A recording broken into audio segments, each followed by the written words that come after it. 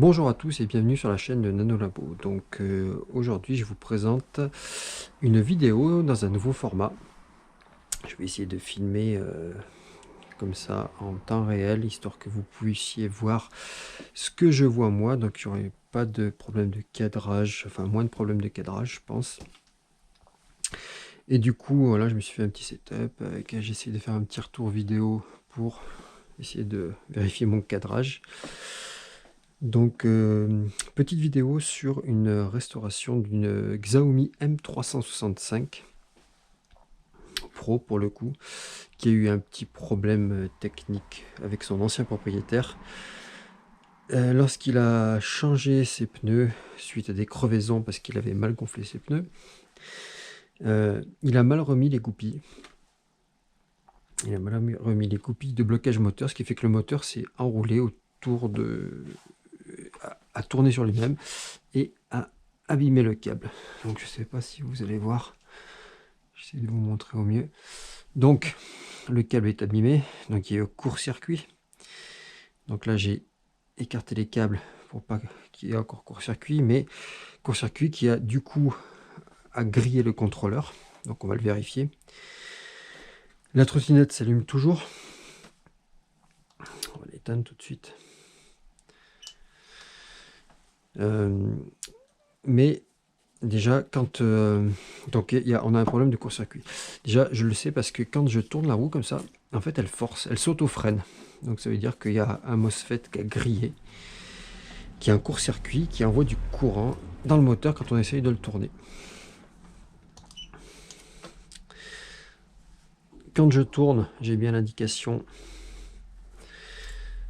comme quoi des km/h. Donc normalement, ça veut dire que les capteurs hold et que le système à l'intérieur est bon, l'électronique. Donc normalement, il n'y aura pas trop de problèmes. On fera une vidéo où c'est que je vous montrerai comment on change le câble.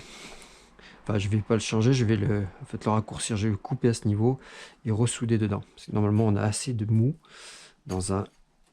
sur ce câble, justement. Voilà, normalement, on a assez de mou pour pouvoir faire ça. Donc, contrôleur en court-circuit. Je le sais aussi parce que si j'essaye de faire tourner la roue, elle bloque quand j'accélère. Elle se bloque complètement. Donc ça veut dire qu'il faut qu'on regarde dedans. Donc on va l'ouvrir. J'ai déjà préparé le terrain pour vous montrer.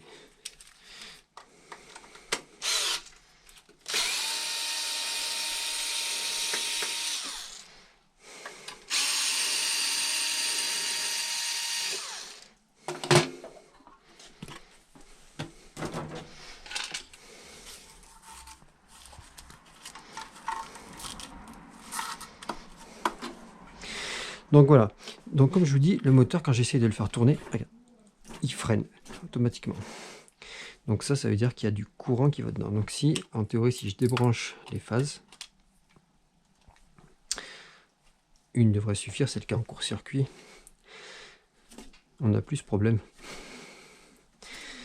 Donc c'est bien qu'on a un court-circuit. Ça se trouve même, j'ai pas essayé, mais voilà, on peut faire tourner le moteur, mais bon, forcément il tourne sur deux phases, donc il y a un problème.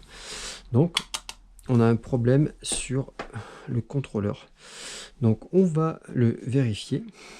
Donc déjà on débranche tout.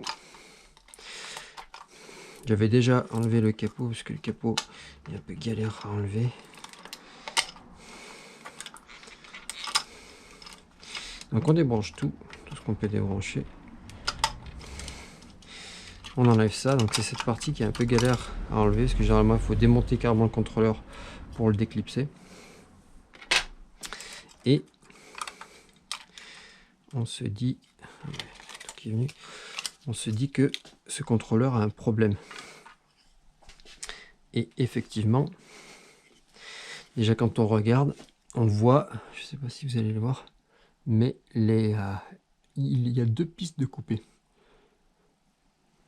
Dû au court-circuit et une surcharge, ça a carrément coupé les pistes. Mais on doit aussi avoir du coup un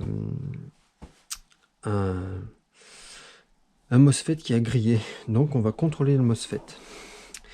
Alors avant de faire ça, je vais décharger, je vais prendre ça du coup, décharger les condensateurs, parce que sinon, vu qu'on va tester avec l'ohmmètre, si on a un peu de courant dedans, eh ben, le test va pas marcher. Donc pour ça, je mets en court-circuit les condensateurs. Donc c'est des petits condensateurs, là on peut le faire. Sur les gros condensateurs, il faut attendre qu'ils se déchargent, parce que sinon ça fait vraiment, on risque d'abîmer le composant. Donc normalement, là, j'ai plus de courant dans le circuit. Donc, on se met en ohmmètre. En ohmmètre carrément. Et on contrôle nos MOSFET. Donc pour ça, on se met sur une patte et sur l'autre patte. Et on regarde. Là, ça me dit que j'ai 9 kg. J'espère que vous voyez bien.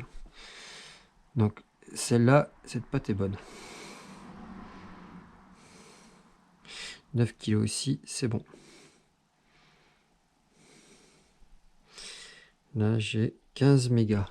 Je ne sais pas si vous le voyez, si c'est bon. 9 kg, donc celui-là, il est bon.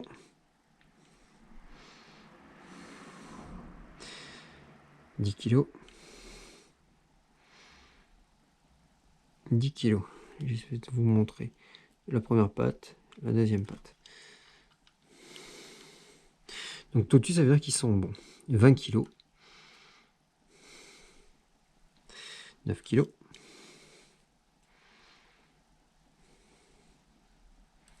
Non, là, il y avait du courant.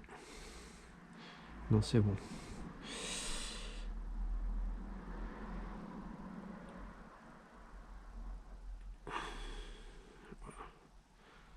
Voilà. Je vérifie que j'ai bien mis. Je pensais que c'était un court-circuit. Donc celui-là. Peut-être que j'ai mal déchargé un condensateur.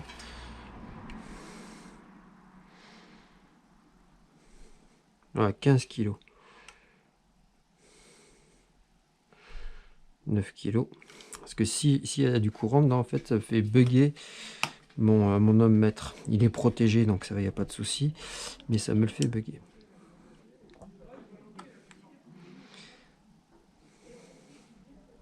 Ah. Donc là, on a 1,2 ohms. Donc, ce MOSFET est mort. 1,4 ohms. Donc celui-là, hein, hop, c'est sûr, il est mort. Tous les autres sont bons. Donc du coup,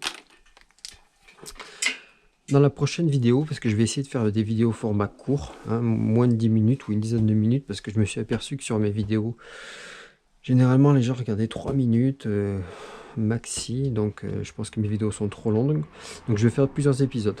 Donc dans la prochaine vidéo, pardon, on fera un test déjà de la trottinette. Je remplacerai la carte par une carte auxiliaire pour voir si tout marche en fait. Je vous montrerai comment tester les enroulements pour être sûr qu'on n'ait pas de court-circuit. Comment tester aussi le capteur Hall, on peut le faire, les capteurs Hall. Et on fera un petit test de ça. Et dans la vidéo d'après, je vous montrerai comment on répare la carte. Donc remplacement du MOSFET, on refait les soudures. On va aussi faire en sorte de mettre plus d'étain en fait pour renforcer. On va renforcer, voilà, les pistes pour plus qu'elles sautent. Je vous montrerai aussi dans une autre vidéo comment on ouvre le moteur, comment on va ressouder le câble à l'intérieur, et en fait on va la remettre en état, remplacer les pièces qui manquent, mettre un garde-boue et essayer de faire en sorte que cette trottinette puisse reprendre la route. Donc voilà, j'espère que ce nouveau format va vous plaire, j'espère surtout que ça bouge pas trop, que vous n'avez pas trop envie de vomir.